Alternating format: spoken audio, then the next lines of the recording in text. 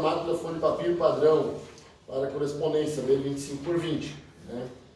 Contexto histórico, praticamente a mesma coisa, só que essa carta ela é escrita para uma pessoa específica, tá?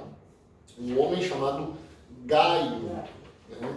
Então, particularidade da epístola é que fala aqui de um homem chamado Diótrefes, que ele estava soberbamente dominando a igreja, que era contrário ao modelo eclesiástico neotestamentário.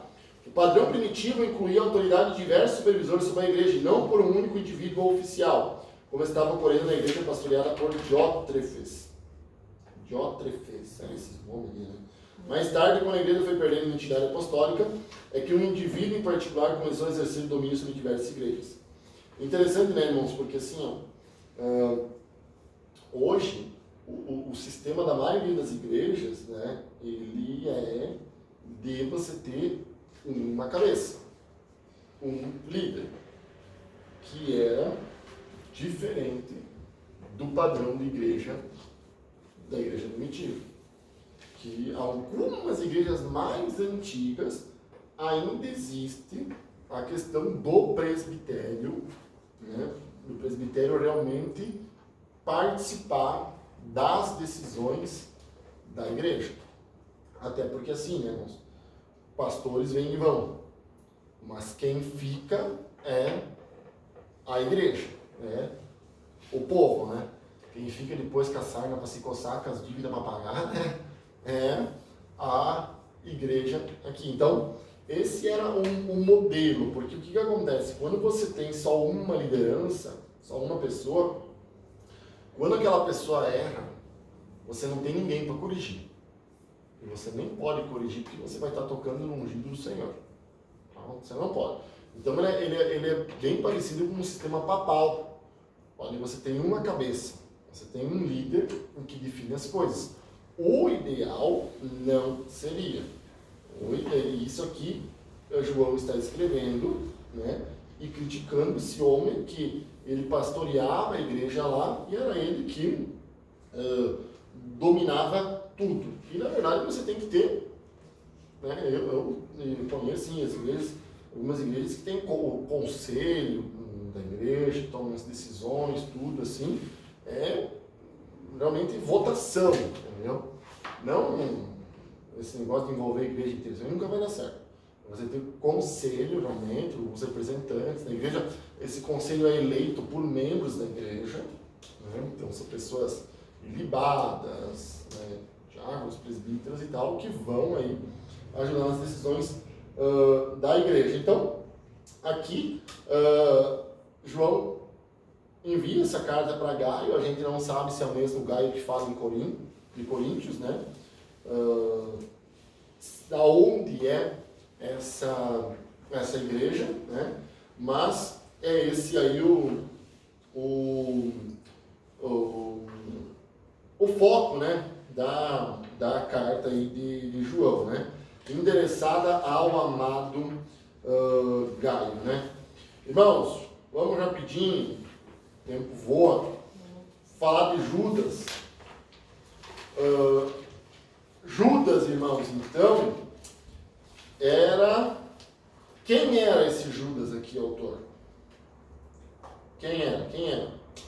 Era o Iscariotes? Irmão de Tiago. Filho de Zebedeu.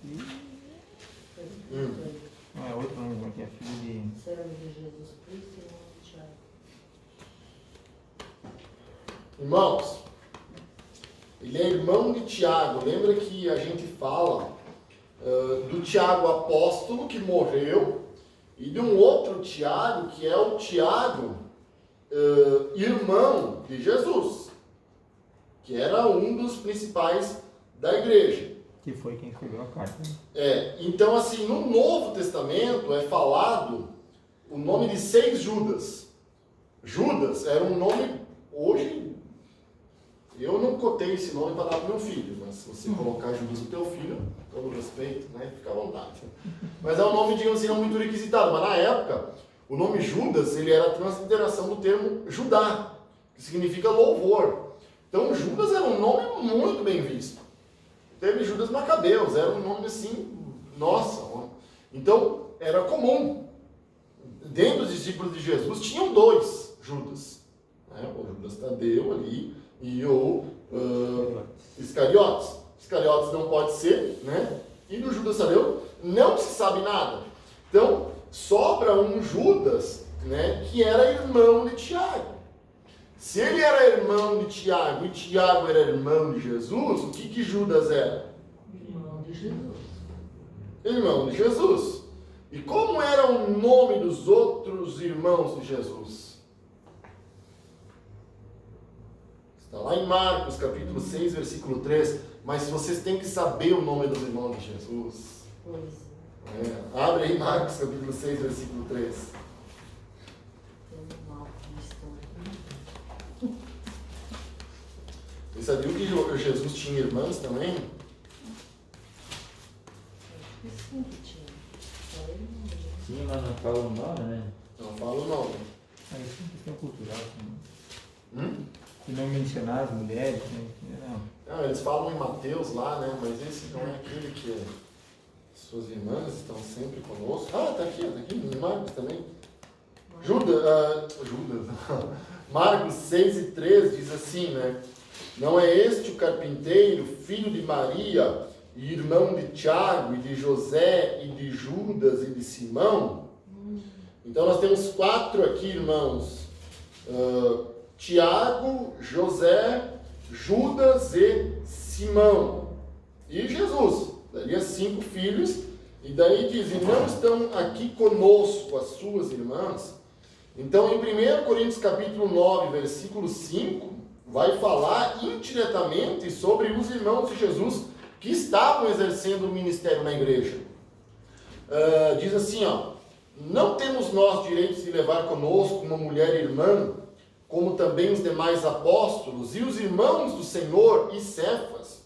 Então assim, ó, os irmãos do Senhor estavam envolvidos na obra. Tiago era meio que o chefe ali, né, da igreja de Jerusalém, ali, o pastor ali, tá? Então todos eles estavam envolvidos. Então o autor dessa carta aqui é o irmão de Tiago e se torna irmão de Jesus. Mas, irmãos, você vai ver que por que aqui na passagem que a gente leu, capítulo 6, versículo 3 ali, você vê que o próprio autor, ele tem dificuldade de dizer Maria, mãe de Jesus. É Maria, mãe de José, mãe de Simão, mãe de Tiago, mãe de Judas, né? É porque a gente fica meio assim, os católicos falam isso com muita veemência, mas a gente fica meio assim de falar José, o pai de Jesus, né? Porque Jesus é Deus. Então, quando você vê Tiago não se apresenta como irmão de Jesus, Judas não se apresenta como irmão de Jesus, porque, sabe, é como se você estivesse, né, querendo ser assim presunçoso, arrogante. Então, Judas se apresenta como irmão de Tiago e servo de Jesus, né? Então, esse aqui é o Judas que também é irmão de Jesus. Irmãos, a gente sabe muito pouco sobre ele também, tá? Não se sabe assim a história da questão dos irmãos de Jesus, nem como eles vieram a falecer, nada. Eles provavelmente não tiveram assim,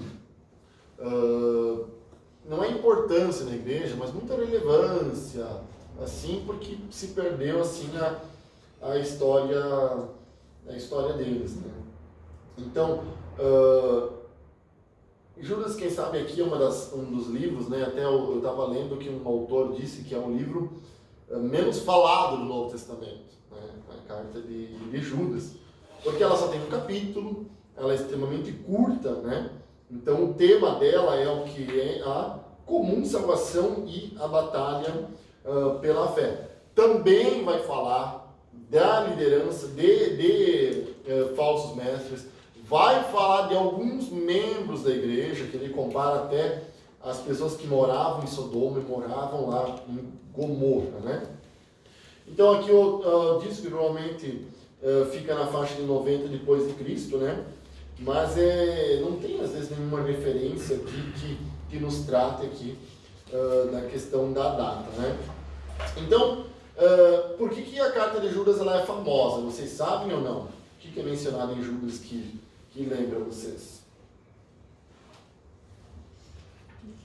Vocês são assim, aluno de teologia. Quando forem falar lá Judas, Judas, o irmão de Jesus e tal. Já pensou de chegar agora e dizer, ó, qual que é o nome dos irmãos de Jesus aí, ó? Judas, Tiago, José, Simão, né? Então, Judas, meus irmãos, ele é famoso porque ele fala de uma profecia de Enoque. E ela é uma profecia que está no livro apócrifo. Na verdade, não é nem um livro apócrifo, né? Como foi falado lá em bibliologia, o livro apócrifo. Ele era meio considerado ali, né? Mas é um livro pseudepígrafo. O livro de Enoque foi escrito 150, 200 antes de Cristo. Alguns dizem até 400 antes de Cristo. Mas não foi Enoque que escreveu ele, lógico, porque Enoque foi o 7º depois de Adão, diz a Bíblia lá. Então, Enoque viveu antes de Noé, arrebatado, né? Teve um filho, viveu depois, teve um filho de 365 anos, se não me engano, e foi arrebatado. E ele fala essa profecia dele, do Senhor, com seus anjos, dos seus santos, vindo para trazer juízo. Que era o livro de Enoque na época que circulava no meio do povo. Né? E ele é considerado um livro que ele não é canônico. E também fala de quando Deus ele escondeu o corpo de Moisés, né? E o diabo quis saber onde é que estava Moisés. Né? E então Miguel responde para o diabo e diz, ó, o Senhor te repreenda. Então Judas está querendo dizer que às vezes tem gente que se acha bambambam, que quer lutar com o diabo e tal, assim e tal. E nós não conseguimos vencer o diabo se não for o próprio Deus. Né? Então, aqui ele disse, ó, o próprio anjo Miguel, ele disse, ó, o Senhor te repreenda. Então, essa passagem, irmãos, ela é copiada de um livro chamado A Assunção de Moisés. Então, são 2 livros que são citados aqui no livro de Judas, que não são livros canônicos, tá? E aí, por que eles não são canônicos? Porque você pode citar algumas partes de outro livro, e essas partes não querem dizer que todo o livro se torna verdadeiro. Paulo, ele cita filósofos da época, filósofos até históricos e tal, ali ele cita em 1 Coríntios, se não me engano. Não quer dizer que aqueles filósofos, os livros daqueles filósofos passam a ser canônicos. O livro de Enoque, ele era um livro muito famoso, mas ele é um livro bastante balão, assim, digamos assim, sabe? É um livro, bom, chega a falar quase até questões de extraterrestres, né? Então, ele dá uma outra explicação que também não está na Bíblia, né? Que diz lá em Gênesis 6, onde fala que os filhos de Deus, né, tiveram relações com as filhas dos homens e nasceram disso gigantes, né? E daí tenta se explicar, os seus filhos de Deus eram os anjos, que tiveram relações com mulheres humanas e nasceram gigantes, ou os filhos de Deus eram da descendência de Sete ou de Sem? Sete, né? E tiveram relações com a descendência da filha de Caim. É isso, que depois Sem vem depois disso. Então, qual dessas explicações que é a que bate ali? A cultura judaica sempre defendeu, e está lá no livro de Enoque, que eram anjos que tiveram relacionamentos com mulheres humanas e nasceram dali as aberrações que eram os gigantes. Aí antes que alguém fale, mas Jesus disse que os anjos não se casam e não se dão em casamento. Sim, irmãos. Mas os anjos tomam forma humana. Isso na Bíblia é relatado em Sodoma e Gomorra. Os caras queriam arrombar a casa lá porque queriam ter relações com os camaradas lá. Então eu não estou defendendo um ponto, não estou defendendo o outro. Mas para os judeus eles tinham essa crença. Às vezes a gente tem dificuldade em acreditar em certas coisas. Por mais que a Bíblia fala de Deus, a gente tem dificuldade, então a gente tenta dar uma explicaçãozinha ali, sabe?